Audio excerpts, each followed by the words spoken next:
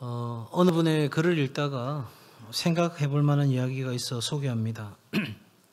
어느 마을에 결혼할 이상형의 남자를 선택할 수 있는 여자들을 위한 가게가 문을 열었습니다.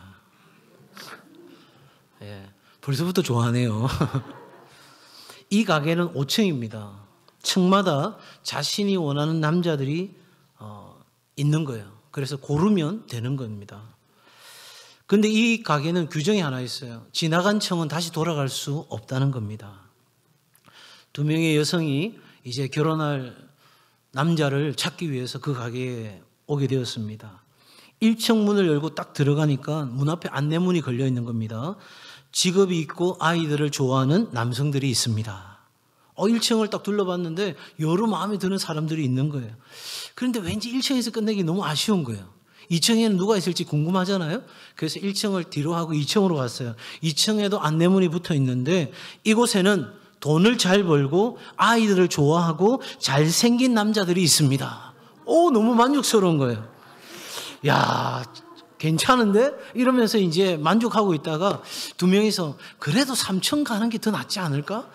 그러면 3층 갔는데 여러분 3층 입구에는요, 돈을 잘 벌고 아이들을 좋아하고 아주 잘생겼고 집안일을 도와주는 남성, 이렇게 돼 있는 거예요. 이야, 정말 괜찮지 않아요?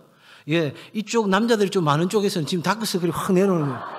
내보고 지금 어떻게 살아라는 거냐, 이런 분위기고, 여성들은 점점 아멘 아멘 하는 그런 분위기예요. 좋습니다. 어쨌든 그렇게 이제 했는데 4층에서 이제 딱 멈추려고 하니까 너무 아쉬운 거예요. 여러분, 이 4층에 딱 올라가는 순간 환상적인 안내문이 붙었습니다. 뭐라고? 돈 잘 벌고 아이들을 좋아하고 아주 잘생겼고 집안일을 잘 도와줄 뿐만 아니라 정말 로맨틱한 남성들이 있습니다. 이야, 여러분, 이 여성들이요, 거기서 멈춰야 되는데 더 좋아졌잖아요. 그죠? 5층으로 딱 올라갔어요. 5층에도 안내문이 딱 붙었어요. 5층 내부 수리 중. 다시는 돌아갈 수 없습니다. 옆길로 내려가시기 바랍니다. 여러분, 제가 1부 때는 시간이 어떨지 몰라 이 이야기를 못 해드렸어요. 그만큼 우리가 선택한다는 건 참 어려운 일이죠. 어쩌면 이런 이야기들은 다 아실 거예요.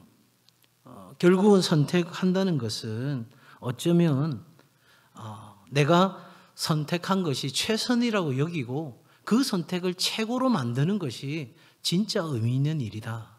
이런 격언 정도는 누구나 아실 거예요. 우리 삶은 선택과 결정의 연속입니다. 우리가 생각하는 것, 행동하는 것 모두는 무엇인가를 선택했기 때문에 가능한 것입니다. 오늘도 여러분이 아침에 일어나서 의식하든 무의식적으로든 무언가를 선택하고 결정하고 오신 거예요. 음식에다가 소금을 넣을까, 간장을 넣을까, 그거부터 시작해서 아침에 뭘 입고 나갈까. 제가 제일 당황스러울 때가 집사람이 오늘 뭐 입고 나갈까, 이거 물어볼 때인 거예요. 아니, 자기 마음에 드는 거 입으면 되지. 자꾸 나한테 물어보겠어요. 나중에 가만히 보니까 옷 필요하다 이 말인 것 같아요. 남자들은 몰라요. 정확하게 말해줘야 알지. 여러분, 이렇게 우리는 무언가를 결정하면서 살아갑니다. 그러기에 여러분, 장폴 사르트르라고 하는 사람은 이렇게 이야기합니다. 인생은 B와 D 사이에 C다라고 이야기합니다. B는 뭐냐? birth, 태어난 날, 태어난 거죠. D는 death, 죽음을 의미합니다. 그러면 C는 뭐냐? 그 태어남과 죽음 사이에 수많은 초이스, 선택으로 우리의 인생은 만들어진다 하는 거죠. 그러니 크고 작은 결정들이 오늘 저와 여러분의 삶을 여기 있게 한 것입니다. 덴마크 철학자 키에르케고르는 이렇게 이야기합니다. 인간에게 가장 중요한 것은 이것이냐 저것이냐 하는 선택의 문제다. 선택을 잘하면 행복한 삶을 살지만 선택을 잘못하면 불행하게 된다는 거죠. 벌써 지나온 날의 내 선택에 발등에 도끼를 내가 찍었구나, 그런 후회의 생각이 스쳐가는 사람들이 딱 2-3명 있는 것 같아요. 여러분, 그거 아무 소용없는 거예요. 그렇기 때문에 어떤 걸 결정한다는 것은 누구에게나 힘든 일입니다. 후회 없는 선택 과연 있을 수 있을까요? 한때의 잘못된 선택과 결정들이 자신에게나 가정에게나 공동체나 나라에게나 뭐 기업에나 여러 어려움들을 가져다 주는 걸 우리는 보고 있습니다. 자, 그렇다면 좋은 선택을 어떻게 할 수 있을까? 여러분, 이 선택 자체가 우리의 상황 자체를 다 바꾸는 것이 아닙니다. 선택이 상황을 바꿔주지는 않지만 선택을 통해서 우리의 삶의 자세를 바꾸면 그것으로 모든 것이 바뀐다는 거예요. 그러니까 선택 그 자체가 나를 바꾸는 게 아니라 그 선택하고 난 이후에 내 삶을 더 결정한다는 그것을 우리는 생각한다면 오늘 적어도 우리는 어떤 선택을 해야 할까? 적어도 이 질문 앞에는 서야 되겠죠. 오늘 이 말씀을 통해서 우리가 보다 나은 선택, 좋은 선택을 함으로 우리 삶이 보다 더 좋은 삶의 결과를 만들어낼 수 있는 삶이 될 수 있기를 주님의 이름으로 축복합니다.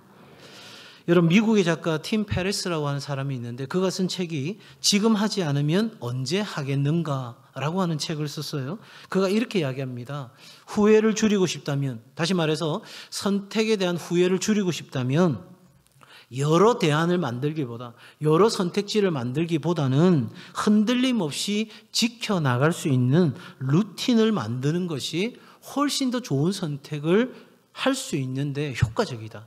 그러니까 루틴이라는 말 요즘 많이 쓰잖아요. 운동선수들이 루틴, 뭐 아침에 일어나서 내가 하는 거, 그 루틴이라는 게 뭐냐? 규칙적으로 어떤 일을 할 때의 순서나 방법을 이야기하는 거거든요.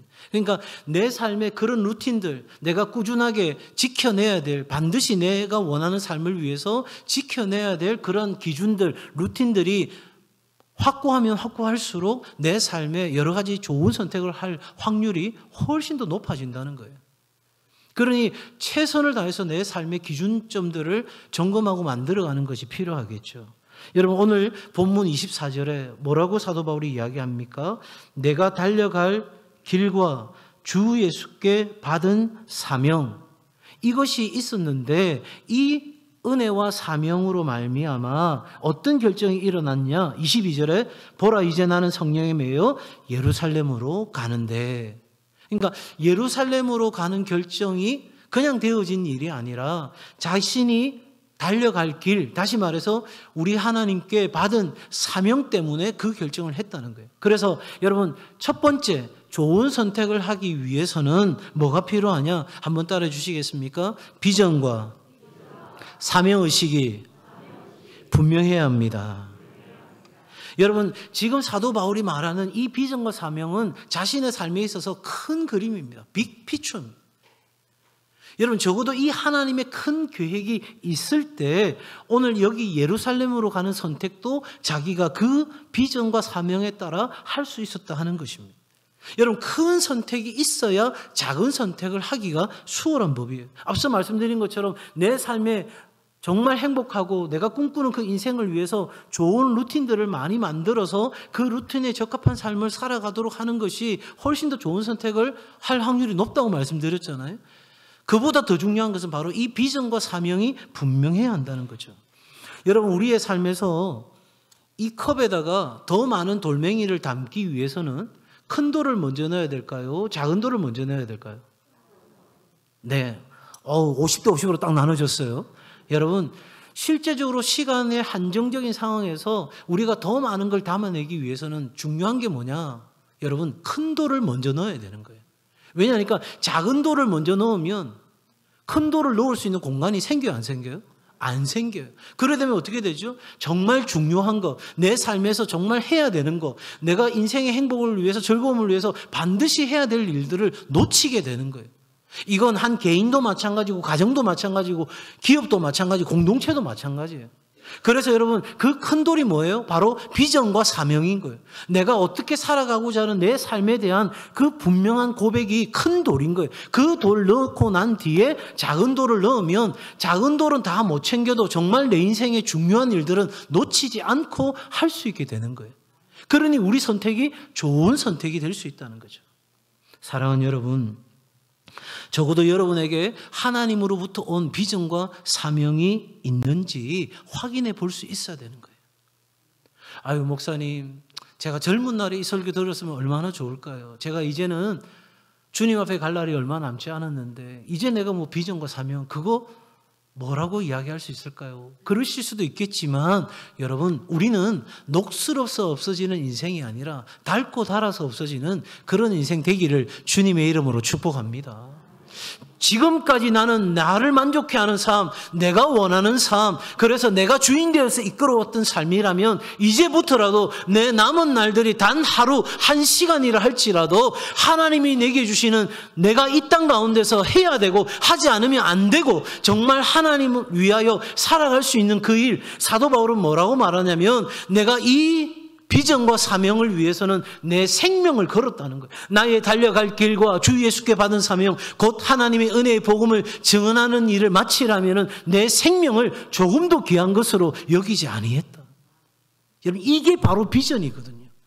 내가 정말 하고 싶은 일, 그거 생각하면 가슴 뛰는 일. 여러분, 우리 교회가 어떤 비전이 있습니까? 건강한 교회, 행복한 교회, 영향력 있는 사람과 세상을 변화시키는 선교적 교회. 여러분, 저는 그거 생각하면 정말 자다가도 벌떡 일어나는 거예요. 왜? 정말 하나님이 기뻐하시는 건강한 교회가 되었으면 좋겠다. 왜? 그 건강한 교회가 이 시대의 희망이기 때문인 거예요.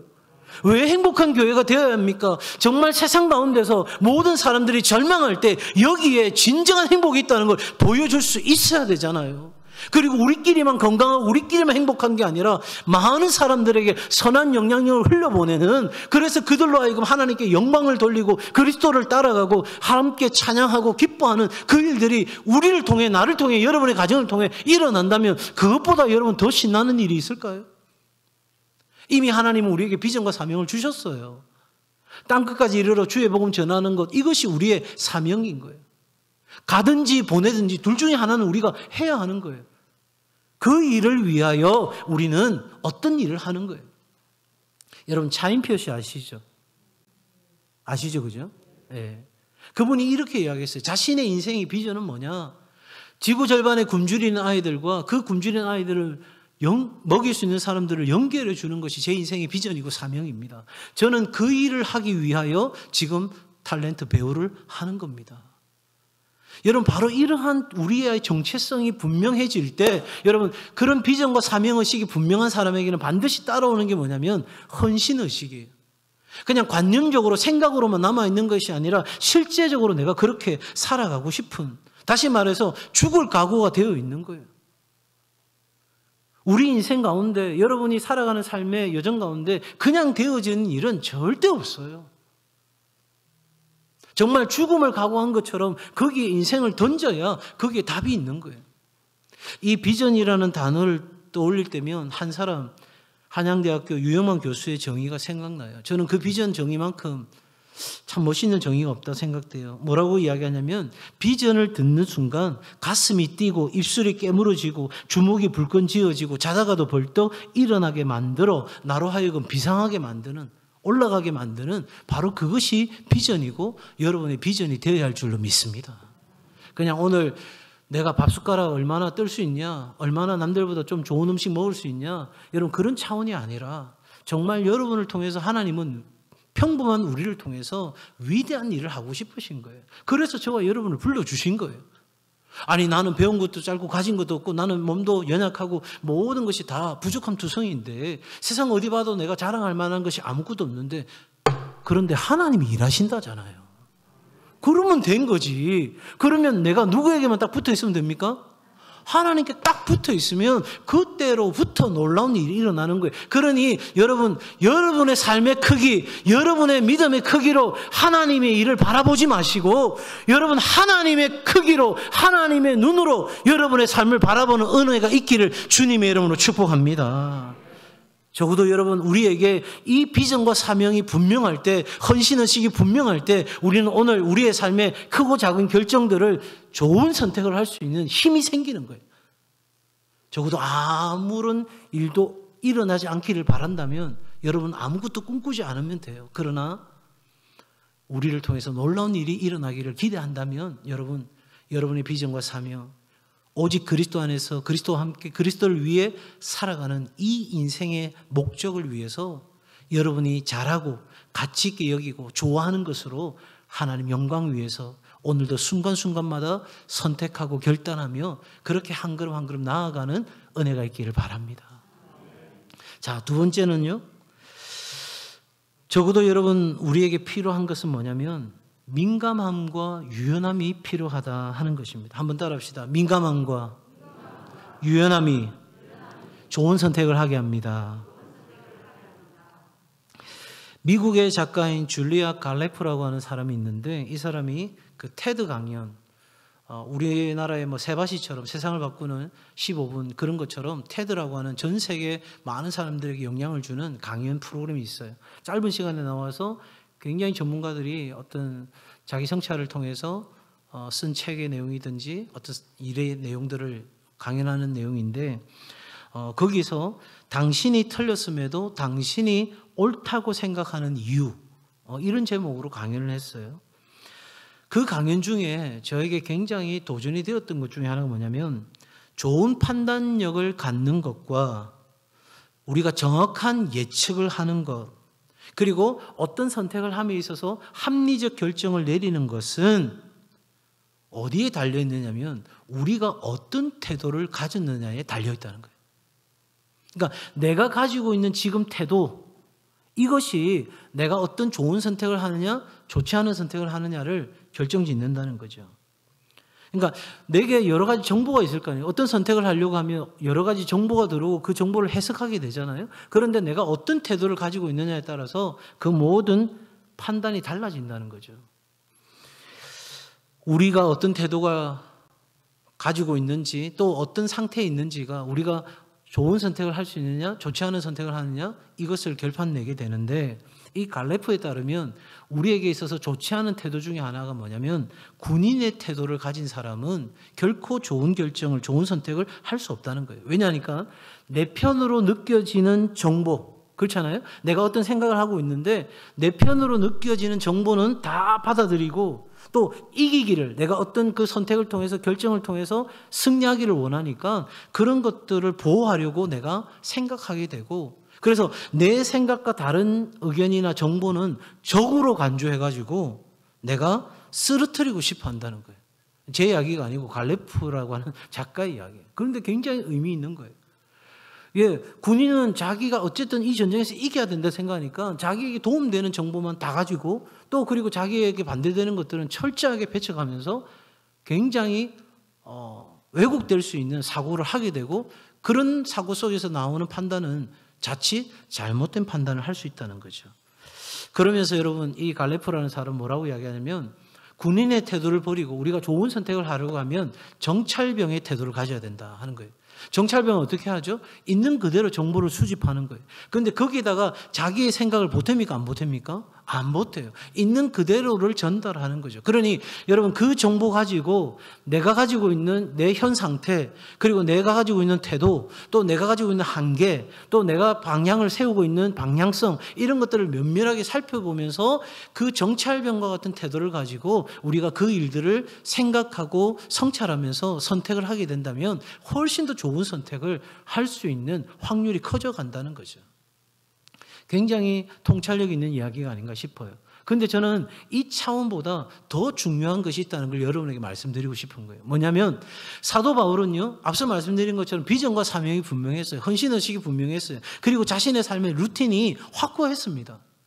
그런데 오늘 뭐라고 이야기하냐면 22절 우리 다시 한번 읽어볼까요? 22절 시작.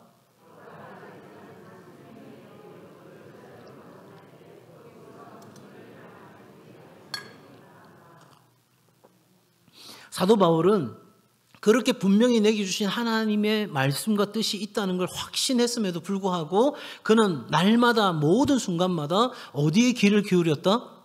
성령의 음성에 귀를 기울였다는 거예요. 지금 내가 예루살렘으로 가는 이 모든 과정, 이 상황들에 있어서 철저하게 민감하게 성령의 음성에 귀를 기울였다는 거예요. 그리고 그 민감함과 동시에 뭐가 있었다는 거예요? 유연함이 있었다는 거예요. 성령의 뜻이 그곳이라면 성령께서 그곳으로 인도한다면 여러분 자 보세요. 23절에 보면 오직 성령이 각 성에서 내게 증언하여 결박과 환난이 나를 기다린다 하시나 여러분 그런 어떤 힌트들 그런 여러 가지 상황들에 대한 정보가 이미 자기에게 있었지만 그럼에도 불구하고 어디에 매여? 성령에 매여서 내가 예루살렘으로 가는 결정을 했다는 거죠. 여러분, 이렇게 우리에게 성령에 민감할 때 우리는 좋은 선택을 할 수 있게 되는 거예요. 특별히 그 성령의 민감함을 따라서 반응할 수 있는 유연함을 갖추는 거예요. 그렇게 되기 위해서는 우리에게 두 가지 중요한 태도가 필요한데, 열린 마음이 있어야 돼요. 성령께서 내게 말씀하실 때 얼마든지 내 삶을 조정할 수 있는 그런 열린 마음이 내게 있어야 될 뿐만 아니라, 주께서 말씀하시면 겸손히 따라가겠다고 하는 겸손한 태도가 우리 가운데 있어야 여러분, 그 민감함이 우리의 유연함과 만나서 하나님의 역사를 이루게 된다 하는 것이에요. 사랑하는 여러분, 우리는요, 이 세상을 살아가면서 선택에 있어서 알고 싶은 두 가지가 있어요. 그건 뭐냐면 확률과 가치예요. 그러니까 우리는 이것이 정말 확률이 높은가, 내가 원하는 삶을 살아갈 수 있는 내 도움을 주는 확률이 높은가, 또 내가 이것을 선택하면 내가 원하는 삶을 위해서 더 가치 있는 선택이 될 수 있는가. 이제 결혼을 앞두고 있는 젊은 결혼 예비 부부들은 그런 생각하지 않겠어요? 내가 이거 정말 잘하는 일인가? 이 사람 만나서 내가 정말 행복할 수 있을까?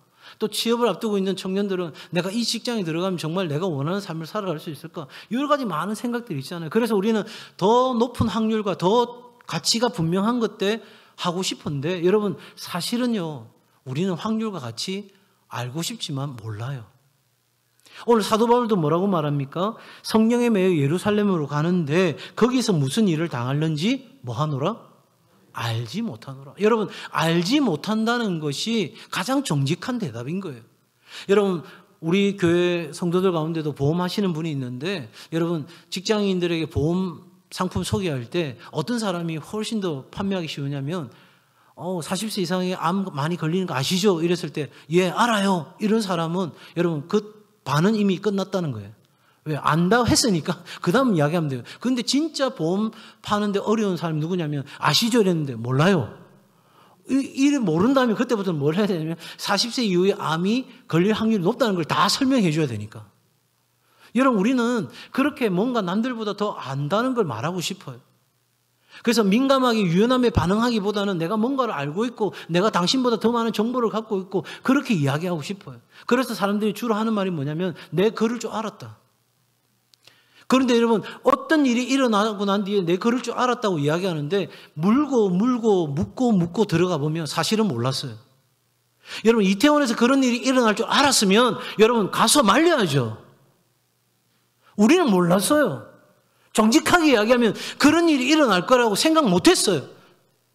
그런데 우리가 삶을 살아가면서 얼마나 많이 그렇게 이야기하고 있는지 몰라요. 왜 그러냐? 여러분, 우리는 불안을 두려워하는 존재들이에요.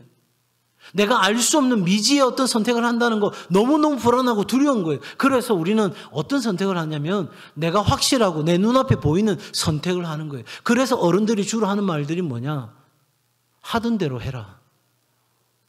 여러분, 우리가 좋은 선택을 하면 보다 나은 미래가 우리 가운데 열린다는 걸 알면서도 불구하고 우리는 그 선택을 안 한다는 거예요. 이유는요, 불안하기 때문에. 내가 확률과 가치를 확신할 수 없기 때문에 우리는 여전히 똑같은 선택을 하고 그렇게 살아간다는 거예요. 여러분, 이제 우리는 그 삶을 멈출 필요가 있어요. 하나님은 오늘도 우리에게 말씀하십니다. 여러분, 일상의 삶을 살아가는 동안 양은 그 목자의 음성을 듣는다, 못 듣는다? 듣는다. 여러분, 뒤에서 누구야 부르는데 이게 아빠 목소리인지 다른 동네 아저씨 목소리인지 아이는 안다, 모른다? 알아요. 왜요? 이유는 딱 뭐죠? 핏줄이 통해서? 아니요. 아빠 목소리 너무 많이 들었기 때문에 구별이 되는 거예요. 양은 언제나 그 목자 음성을 들었던 거예요. 여러분, 우리가 일상을 살아가면서 매일같이 어떤 선택의 기로에 섰을 때, 여러분, 심지어 하나님 짜장면 먹을까요? 짬뽕 먹을까요? 물어보는 거예요. 그러면 우리 주님 말씀하시죠. 네 좋아하는 거 먹어라. 네. 그러면 되는 거예요. 그러면 여러분, 이것이 훈련이다 이 말이에요.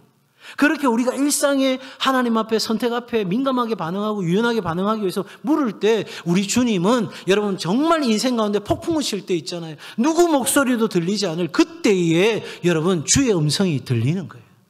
세미하게 들리는 그 음성이 들리면 그 음성 듣고 따라가면 우리는 좋은 선택하고 정말 생각하지 못했던 소원의 항구에 이르게 되는 역사가 일어나게 되는 거죠. 여러분, 성령의 음성을 듣지 못하는 사람은 곁에 있는 좋은 사람의 충고도 들을 수가 없어요. 왜? 자기 생각으로 꽉 차 있기 때문에. 앞서 말씀드린 것처럼 군인의 태도를 갖고 있기 때문에 다 내 이야기를 지지하는 사람들의 이야기만 듣고 싶지 다른 사람 듣고 싶지 않아요. 그러니 굉장히 위험한 선택을 할 확률이 높죠. 뿐만 아니라 여러분, 내가 성령의 음성을 듣지 못하니까 사람의 말을 하나님의 말과 같이 여기는 일이 벌어지는 거예요. 성경에 누가 그 일을 저질렀어요? 바로 다윗이. 그렇게 영적으로 민감했던 그 사람이 어느 한순간 모든 것이 다 편안해지고 모든 것을 다 가졌던 그 순간 하나님의 말씀이 아니라 사람의 말을 하나님의 말과 같이 여겼더라. 그리고 그 인생 가운데는 고난이 찾아오죠. 그리고 광야로 내려갑니다. 맨발로 내려갔던 그 광야에서 하나님의 음성을 다시 듣기 시작합니다. 성도 여러분, 우리가 주의 음성 들어야 그 말씀 앞에 민감하게 반응할 수 있어요. 민감할 뿐만 아니라 유연하게 그 주의 뜻을 따라 내 의지를 꺾고 그 뜻에 순종할 수 있는 그러한 마음이 우리 가운데 있을 때 여러분, 우리는 좋은 선택을 하게 될 줄로 믿습니다. 마지막으로 여러분, 좋은 선택을 하기 위해서는 위험을 각오해야 한다는 것입니다. 한번 따라해 주시겠어요? 위험을 각오해야 합니다.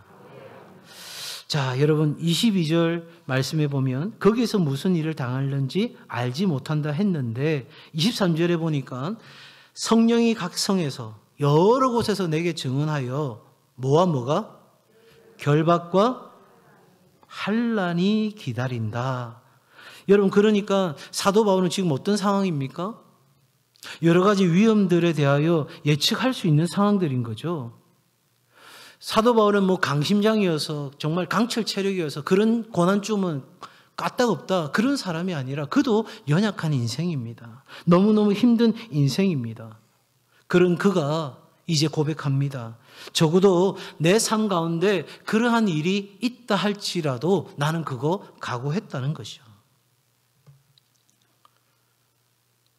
적어도 우리의 삶에 앞서 말씀드린 것처럼 확률과 가치는 정확하게 알 수 있는 것이 아니에요. 위험이 따라오는 거예요. 그럼에도 불구하고 우리는 기꺼이 선택할 때, 내가 주님을 따르고자 할 때 우리는 믿음으로 나아가는 거예요. 이건 어쩌면 모험이에요. 모험. 그냥 내 인생을 거는 것과 같은 거예요. 여러분, 적어도 그 인생을 걸었는데 그 길이 답이 아니라면 내 인생은 망하는 거잖아요. 그 투자는 실패하는 거잖아요.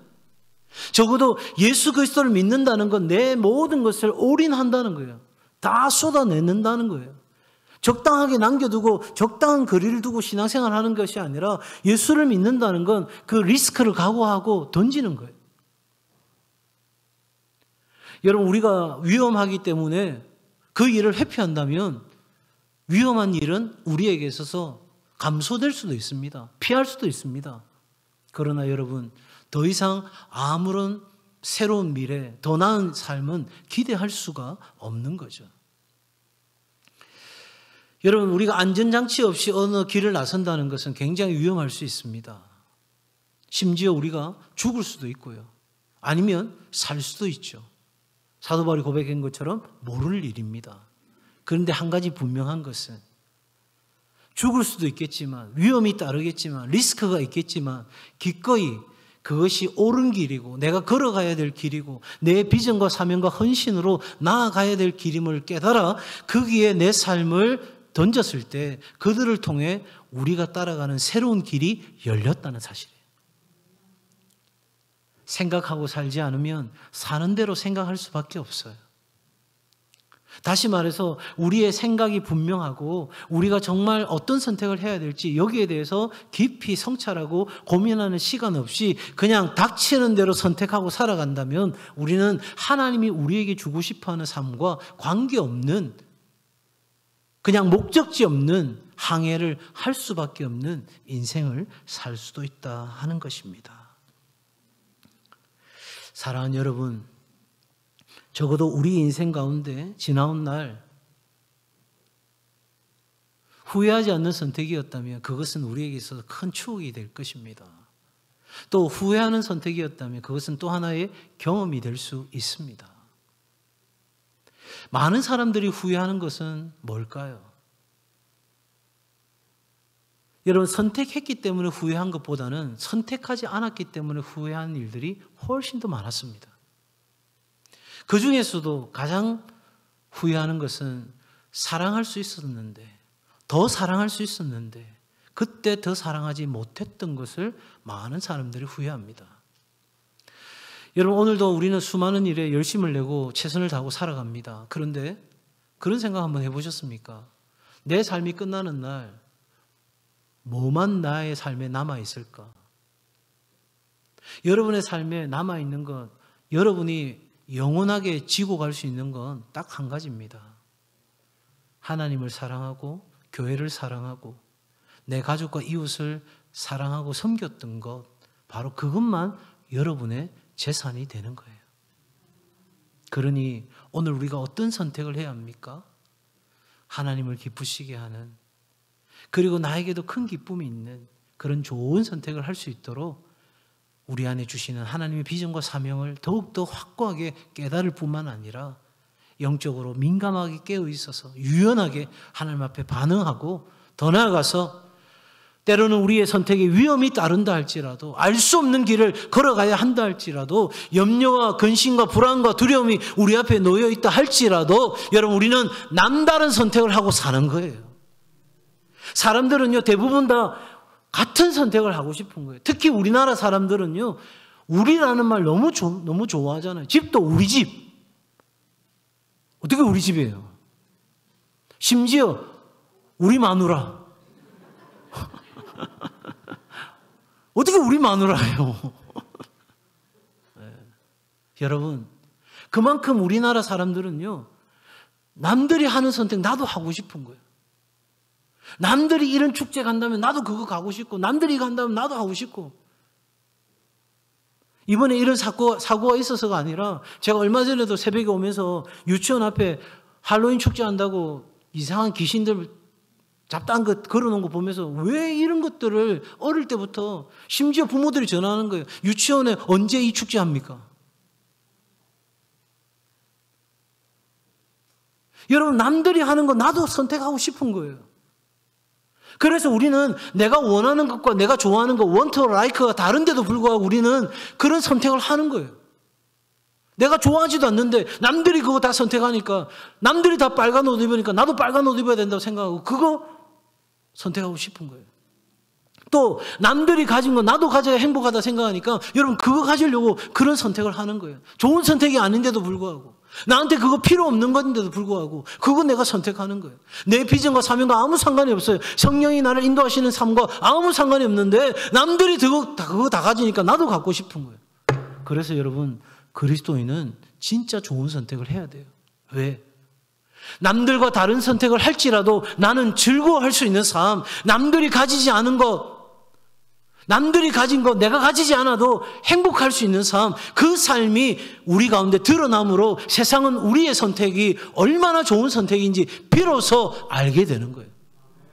남들 다 따라가던 사람이 남들을 따라가지 않는 자신만의 신념을 가지고 살아가는 그 삶들을 바라보면서 감동이 되어지는 거예요. 아하, 내가 남들처럼 살지 않아도, 그렇게 되어지지 않아도, 그런 어떤 스텝으로 나아가지 않아도 충분히 내 삶이 행복하고 즐거울 수 있구나. 그 삶의 가치를, 그 삶의 중심을 그리스도인으로부터 발견하게 될 때 비로소 우리는 진짜 인생이 뭔지를 깨닫게 된다는 거예요. 종교개혁은 바로 그 길을 걸어갔던 사람들의 모습이에요. 남들이 다 순응하고 따라갈 때 진정한 진리가 뭐냐, 하나님의 은혜가 뭐냐, 믿음이 뭐냐, 거기 앞에 고백했던 사람들이 이 놀라운 개혁의 날을 만들었던 거죠. 이제 오늘 우리는 우리의 일들을 더욱더 하나님 앞에서 좋은 선택으로 좋은 결과를 만들어내는 은혜가 있기를 바랍니다. 이제 하나님의 교회는 교회 리모델링 건축이라는 큰 일을 앞에 두고 있습니다. 여러분, 선택의 결과보다 더 중요한 것은 그 선택을 좋은 결과로 만들어가는 우리의 태도요, 자세입니다. 이제 우리 한 마음으로, 정말 함께 기뻐함으로, 여러 생각이 혹 다를 수 있을지라도 이제 뜻을 하나로 모아서 여러분 우리 힘차게 이 일을 걸어감으로 이 리모델링 건축이 우리 교회의 새로운 부흥의 역사를 써내려가는 그 시작이 될 수 있도록 우리 한 마음으로 한 뜻으로 이 위대한 역사를 이루어갈 수 있기를 주님의 이름으로 축복합니다.